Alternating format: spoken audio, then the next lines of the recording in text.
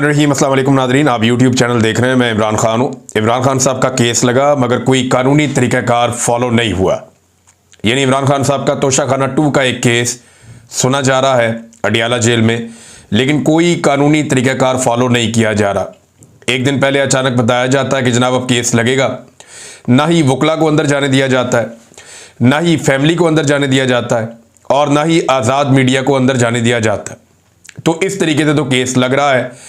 इमरान खान के केसेस की अडियाला जेल में जो समाअत हुई है, अब उसमें 29 जुलाई तक इसको मुलतवी कर दिया गया है और फैमिली और वकला को बुलाए बगैर ये समाअत मुलतवी की गई है और किसी को अंदर नहीं जाने दिया गया। इमरान खान साहब से मुलाकात नहीं करवा रहे इदारे, वो नहीं चाहते कि इमरान खान साहब सामने आए और खुलकर बात करें, क्योंकि इस वक्त इमरान खान साहब जिस मोड में चले गए हैं या जिस तरह वो चारहाना हो गए हैं, उसकी वजह से पाकिस्तान की मिलिट्री एस्टेब्लिशमेंट में परेशानी है कि ये आदमी जिस लेवल पे चला गया है इस वक्त इसको फेस करना मुनासिब नहीं लग रहा उन्हें। वो डरे हुए हैं और वो इमरान खान साहब का सामना नहीं कर सकते, लिहाजा इमरान खान की फैमिली को भी नहीं मिलने दे रहे। जज ने बार बार अंदर से पैगाम भिजवाया, लोग अंदर से गए भी। इमरान खान साहब की बहनों ने यह बताया कि लोग हमारे पास आए, उन्होंने कहा जी कि जज साहब बुला रहे हैं, जज साहब बुला रहे हैं, उनकी फैमिली को भी जज साहब बुला रहे हैं, उनके वकला को भी। लेकिन जो सुप्रिटेंडेंट ऑफ जेल है उसके बारे में ये कहते हैं कि ये ऐसा आदमी है जो ना कानून में मानता है ना इंसाफ में मानता है, और इसके दिमाग में सिर्फ एक ऐसा लगता है कि पट्टी बंदी हुई है कि जो एस्टेब्लिशमेंट कहेगी वही करना है, जो मिलिट्री एस्टेब्लिशमेंट का हुक्म है उसको पूरा करेंगे और उसी से जो है वो इनकी नौकरी भी बचेगी और इनको सहूलत भी मिलेगी। बहरहाल ये जो मर्जी कर ले, ये एक दिन तो सूरज गुरूब हो जाएगा। मिलिट्री एस्टेब्लिशमेंट के इक़्तिदार का सूरज भी गुरूब हो जाएगा एक दिन, और एक दिन ये जो झूठी हुकूमत है ये भी धड़म से गिर जाएगी और ये अपने बोझ से ही गिर जाएगी। पब्लिक ने तो फैसला जब करना है तब करना है, लेकिन ये हुकूमत चलती दिखाई नहीं दे रही। उसका रीज़न है इन्होंने हर चीज़ ही बर्बाद कर दी है। मुल्क के अंदर कोई एक चीज़ या कोई एक महकमा या कोई एक सिमत वो जो ठीक चल रही हो वो ये आइडेंटिफाई करके बताएं कि ये ठीक चल रहा है। मईशत मुकम्मल तौर पे बर्बाद है। कौमी खजाना, उसमें कौम का पैसा नहीं है, पाकिस्तान का पैसा नहीं है, उसमें चाइना का, उसमें सऊदी अरब का, यूएई का और उधार का बैंकों का पैसा पड़ा हुआ है। वो पैसा हमारा नहीं है। हमारा बजट फुल खसारे में जा रहा है। टैक्स कलेक्शन ये सही तरह कर नहीं पा रहे हैं, तो मईशत का तो भट्टा बैठ गया। गरीब और आम आदमी को इन्होंने वैसे ही कुचल के रख दिया है।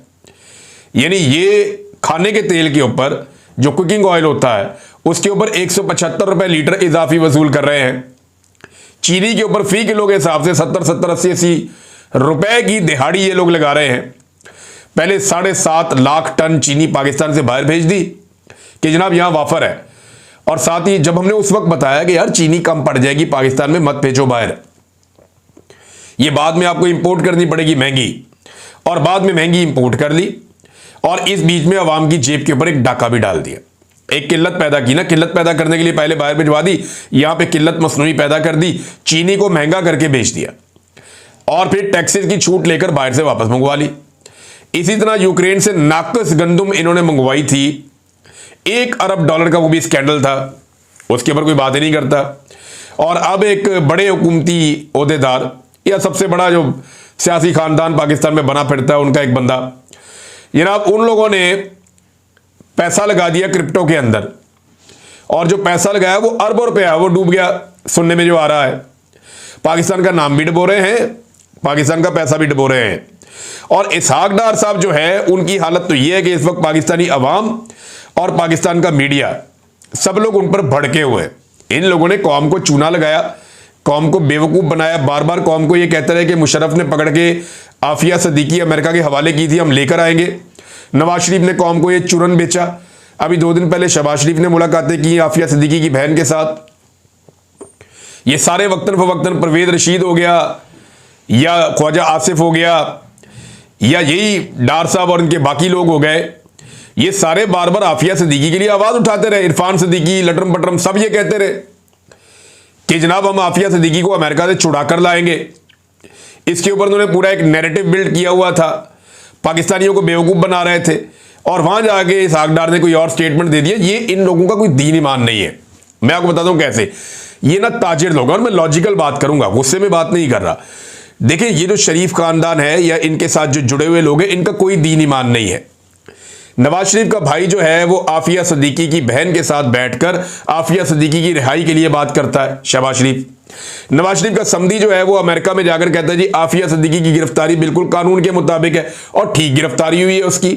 इसी तरह हमने इमरान खान को भी गिरफ्तार किया हुआ, वो वहां पे आफिया सिद्दीकी के ऊपर होने वाला जुल्म उसको जस्टिफाई कर देता है। ये ताजिर लोग हैं, ये कारोबारी लोग हैं, ये जहां मुनाफा देखते हैं वहां सजदा करते हैं। ये अपने मुनाफे और अपने फायदे को देखकर फैसला करते हैं कि इन्होंने कौन सी लाइन लेनी है। आपको याद नहीं है ख्वाजा आसिफ ने क्या किया था अमेरिका में जाकर? पाकिस्तान में ख्वाजा आसिफ सरदर्द की बाजी लगाकर यह साबित करना चाहते हैं कि इमरान खान साहब जो हैं वो यहूदियों के एजेंट हैं, या वो मगरिब के मुलाजिम हैं, या वो अमेरिका की खुशनुदी है, इन चक्रों में वो ये साबित करना चाहते हैं यहां पे।